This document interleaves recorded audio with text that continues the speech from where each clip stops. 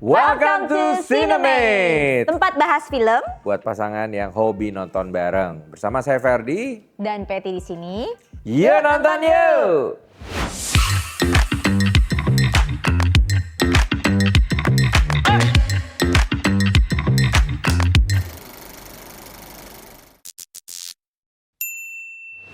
Yes, kali ini kita akan bahas film horor yang cukup disturbing, Weapons. Dan ini ditulis oleh Zach Cregger, diproduseri oleh Zach Cregger, dan juga disutradari oleh Zach Cregger. Jadi dia writer, producer, sama director. Itu yang ngedirect dari Barbarian juga kan? Yo. Which is itu film favorit aku juga. Goks. Okay. Ceritanya gimana, Pet? Ceritanya adalah sebuah tragedi yang mengerikan melanda sebuah kota kecil ketika 17 anak murid dalam satu kelas menghilang secara misterius di tengah malam. Satu-satunya yang tersisa hanya satu murid, Alex, anak pendiam yang menyimpan rahasia besar. Penyelidikan pun dimulai dan para orang tua putus asa menuntut jawaban kepada wali kelas yang dituduh lalai dan suasana sekolah berubah mencekam. Saat rahasia ini terbongkar, perlahan misteri pun mulai terungkap. Alex ternyata terjebak oleh sang bibi Gladys yang mempunyai kekuatan sihir gelap yang menyebabkan suasana teror ini terjadi. Pertarungan pun memuncak dalam benturan antara sihir gelap dan keberanian polos seorang anak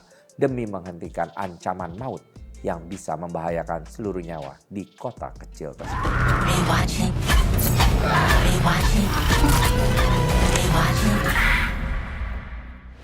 Alright, yang kita suka dari film ini adalah Banyak.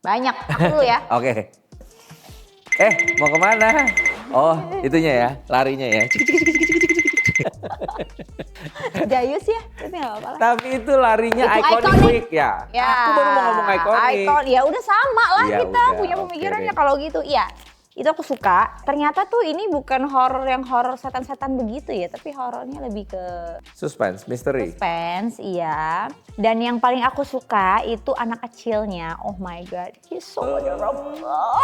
Mainnya bagus banget. Alexnya itu tuh he's so beautiful sih. Jadi memang castnya itu tepat banget castingnya. Jadi si anak ini tuh sangat adorable dan kita nggak bisa menyalahkan kalau dia tuh menyebabkan teman-temannya seperti itu gitu. Karena dia kasihan kan, under stress banget. Yes. Gitu. Dan aku juga suka cara mereka bercerita tuh ya, walaupun kayak kesannya dibalik-balik ya, tapi tetap nurut dan itu tetap dipahamin. Dan cara bercerita kayak gitu tuh nggak gampang loh. Ya, itu Untuk yang bisa stick di cerita seperti itu kayak ada chapter-chapternya gitu ya. Tapi itu keren banget sih. Biasanya kan ada juga yang kayak bikin film dengan metode kayak gitu, tapi ya dibulak-balik waktunya gitu. Cuma tetap aja kita nggak ngerti. Nah kalau film ini oke sih gitu loh. ya, Kita ini tetap paham. kekuatannya salah satunya dari script writing-nya. Karena mungkin kalau ini diceritain secara naratif biasa gitu ngurut biasa aja filmnya. Iya. Tapi si sutradaranya ini Zack memilih untuk bercerita secara point of view yang berbeda-beda gitu kan. Dari si A, si B, si C gitu kan.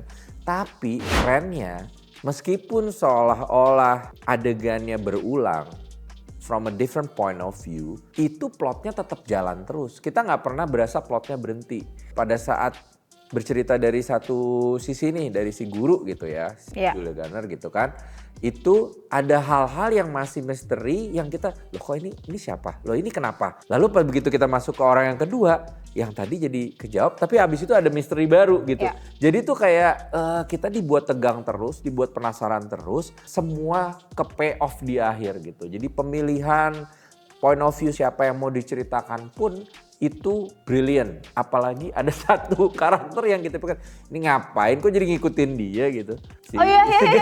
si pecandu Ngedrak kayak itu, gitu ya, iya. tapi itu ternyata jadi penting banget karakternya. Jadi emang keren sih, storytelling scriptnya tuh bagus banget dan tiap orang tuh punya objektif yang jelas. Hidupnya maunya apa, halangannya apa, karakternya kayak gimana, jadi awesome. Dan karena sebelumnya juga film yang dibikin sama director yang sama, itu dia bikin The Barbarian, aku suka banget. Karena dia tuh bikin horor yang gak biasa, dimana situasinya tuh emang horor banget gitu loh. Ngerti gak sih? Kalau di Barbarian dulu kan tiba-tiba ada sesosok ibu yang ada di basement gitu kan.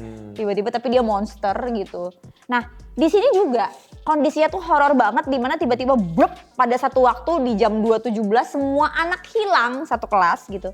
Cuma tinggal si Alex ini. Dan tiba-tiba ya kita ketahui bahwa ini terjadi ya karena ada Kuasa gelap. kuasa gelap. Itu Ada menurut aku sihir sih. situasinya sangat horor sih. Jadi kalau film horor sebenarnya sangat menyeramkan itu bukan cuman karena kayak Siapa setannya apa namanya atau kayak apa sih penjahatnya. istilahnya tuh jump scare doang gitu ya. Betul, Tapi emang apalagi. situasinya tuh kayak komedi kan situasinya lucu. Kalau ini tuh situasinya tuh emang horor. Menyeramkan. Jadi, menyeramkan. Jadi menurut aku itu bisa dikatakan Ya, horor sih. Apalagi Yes. di sini yang terjebak dalam situasi yang mengerikan adalah seorang anak kecil.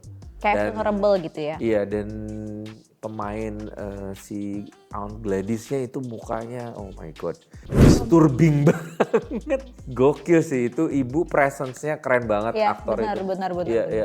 Jadi begitu dia sama si anak kecil, dan anak kecil itu mainnya bagus banget. Dia bener-bener kayak ngerti gitu loh adegannya. Jadi dia nggak perlu kayak maaf ya, aktor-aktor Indonesia anak kecil tuh harus banyak belajar. Karena ini anak mainnya tuh kayak truthful banget Ya. dan beralasan. Pas ya. Beralasan bahwa kenapa dia pada saat itu bisa menahan perasaannya dan ketakutannya. Itu karena nanti di ending diperlukan keberanian dia yang mungkin gak semua anak bisa berani. Iya. Gitu. Jadi tuh anak tuh mainnya bagus banget. Subtle, sederhana, tulus dan jujur gitu ya. Iya. Dan ada Josh Brolin juga ya, Ada surprisingly. Josh Brolin, Julia Garner, ada Benedict Wong. Benedict Wong. Iya. Aku lumayan suka dengan appearance look-nya yang serem itu ya, matanya terbelalak gitu kan. Oh yang pas itu ya. Dan gitu kita nggak tahu kenapa dia jadi begini nih, Iya, capsek aneh gitu kan. banget, Tapi iya. begitu diceritain makanya wah gila, pay off banget deh. Satisfying banget storytellingnya. Benar.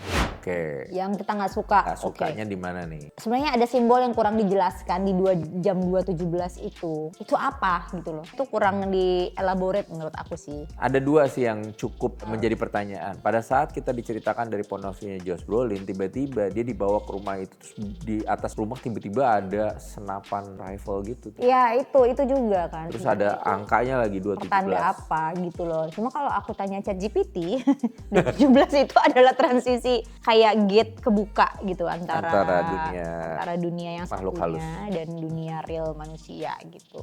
Jadi Cuma mungkin itu ya, kan. Tapi ya memang tapi filmnya nggak nggak tahu juga. ngejelasin Tapi sih. di kelas itu ada 17 anak yang hilang. Ya bener kan? Ya bener tuh kata tim kreatif bener. Ya berarti nah cuma duanya itu tuh agak bingung sih apa ya gitu maksudnya. Ya di jam 2.17 tapi kan biasanya yang common yang kita tahu perpindahan antara dunia lain dengan dunia kita tuh kan di jam 3 ya. Betul. Tapi ini di jam 2.17 kenapa sespesifik itu siapa gitu loh. Mungkin Aunt Gladys dari Amerika Latin. Jadi ada beda 3 perbedaan. menit gitu. Iya, ada perbedaan waktu. Iya, sama si senapan itu. Oke, let's say judul weapons ini seolah-olah anak-anak itu dijadikan senjata gitu ya. Tapi tiba-tiba si Josh Brolin karakternya tiba-tiba lihat ada senjata di atas rumah gitu. Apakah masuknya ke situ? Tapi kok bisa karakter dia melihat senapan? Iya, Apakah dia kenapa? something to do with his Yes. background? Ternyata backgroundnya kontraktor gitu. Jadi itu Apa kita agak-agak masih mencari puzzle itu apa sih sebenarnya gitu Betul, kan. Dan betul. weapons itu ternyata ya represent anak-anak itu ya. Anak-anak itu ya, jadikan senjata makanya untuk larinya kayak Naruto gitu. Oh ya.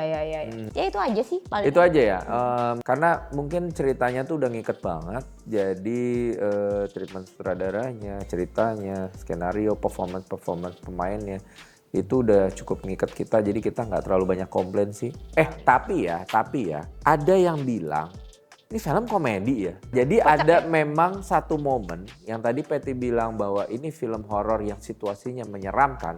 Tapi ada satu situasi yang sangat komedik. Nah itu nggak tahu tuh is it on purpose or not. Karena feel-nya beda. Iya karena anak-anak yang ngelakuin gitu loh, ngerti gak sih? Kayak dia lagi main terus kayak lagi main petak umpet dikejar-kejar, ngerti gak sih? Itunya yang lucu sih menurutku, tapi kan kejadiannya setelah itu mengerikan. Tapi kenapa itu jadi feel-nya tiba-tiba kita Mungkin feel karena komedik joy ya? kali ya, itu anak-anak kan udah disekap gitu loh, ya kan? Biar kita satisfying gitu ya. Iya, Kita kayaknya udah dibikin gitu. stres, kayak Joyful suspense. moment kayaknya, wah Iya, anak-anak yang ini perayaan bebas gitu nih, ya. Gitu, iya. Oke. Dan akhirnya memaafkan nggak bahwa anak-anak melakukan sesuatu sesadis itu? Iya sih. Dan katanya kalau lihat dari awalnya itu this is a true story gitu kan kata si Iya, nah naratif. cuman juga yang aku kurang sukanya, aku nggak tahu ya, mungkin kedepannya akan ada ceritanya lagi Weapons 2. Nggak perlu Karena si Gladysnya itu menurut aku untuk dia sampai ada di titik itu belum terlalu ketahuan banget motifnya apa. Mungkin gitu. kayak prequel kali ya. Iya, kan soalnya ada di planting di awal omongan orang tuanya bahwa mendingan kamu ke rumah tante kamu, ini yang tantenya siapa sih? Ya udah kamu Yang baru. Yang baru Tante baik lah. ya nggak tahu juga, Iya. ya kan? Itu serah sutradaranya, siapa tahu mau bikin lagi. Itu Tante Mirna beda. Tante Mirna siapa? Tahu deh. Oke. Apakah film ini Sampailah kita ke momen kita menentukan apakah film ini patut direkomendasikan atau tidak. Ya kalau patut ya pasti thumbs up, kalau enggak thumbs down. Tapi sebelum itu kita akan tutup mata dulu sambil menghitung mundur ya Ferdia. supaya nggak pada nyontek ya? Ya, oke. Siap. 3, 2, 1. 3 bintang. 3. Kenapa tuh? Kok nggak 4 sih? Semutan. Ya kita juga mau ingetin untuk movie buddies yang pengen direview ya filmnya gitu ya oleh kita pasangan yang emang doyan nonton ya. Ya mungkin kita melihat dari sudut pandang yang berbeda, nggak yang melulu tentang paham banget tentang film, tapi kita melihat dari Ya kita sisi- coba komunikasikan dengan Yes. mudah ditelan dan mudah dicerna. Betul, karena kan kita ini sebenarnya nonton pasangan ya. Jadi kita tuh kan suka nonton bareng gitu. Nah, nggak harus sama sih. Kadang-kadang kita banyak banget perbedaan, dia suka, aku enggak. Tapi yang jelas kebersamaan itu harus selalu ada. Nontonnya tetap bareng pasangan. Jangan. Jangan sama pasangan orang lain. Betul sekali. Tidak boleh. Yes, itu tadi menurut kita ya. Nah, kalau kalian sendiri kayak gimana nih? Langsung aja komen di bawah. Kalau ada film-film lain yang mau kita bahas, Silakan tulis di kolom komentar biar langsung kita gas. Next. Bentar. Oke, yuk. Salah, saya bacanya nggak enak. bikin lama, cepetan. Jam 2, ntar lagi sahur nih, yuk. Kerja pak, berapa? Oke. Hai, oke, yuk.